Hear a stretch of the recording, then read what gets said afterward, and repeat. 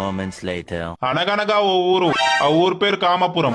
కామం ఏంది కామాపురం ఆడ వేసుకుంటారా తాత? గుద్ద మూసుకొని చెప్పింది నువ్వు రా, చెప్పేటప్పుడు గుద్దలేలు పెట్టకు.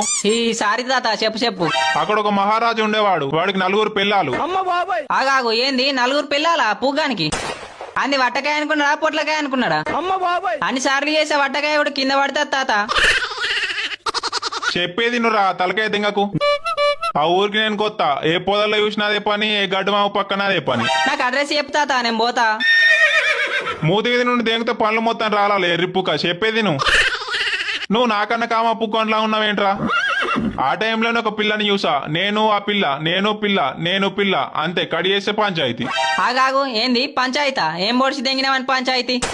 ఎందుకురా చెప్పేటప్పుడు గుద్దలేలు ఎటు వాసన అవుతావు? చెప్పేరా కావురా. చెప్పి సావు. ఆ పంచాయతీలో చెట్టు కట్టే చోటు దిగిన విషయం కూడా చెప్పు. అగో నువ్వు ఇంట్లోనే ఉన్నావా? నేను ఈ కడుపుడుక. చెప్పు ఎంతమంది వాళ్ళకి కొట్టిర్రు? అయినా ఈ పోరంతోని సొల్లు మాటలు ఎన్ని రోజుల నుండి దిగుతున్నావు? నువ్వు ఒక్కదానివి ఉండవే. ఏంది నీ గుద్ద వాళ్ళు దెంగిర్రా? ఏడుంటాడో చెప్పు తాతాడు. ఏ ఎందుకురా? ఉత్తగానే.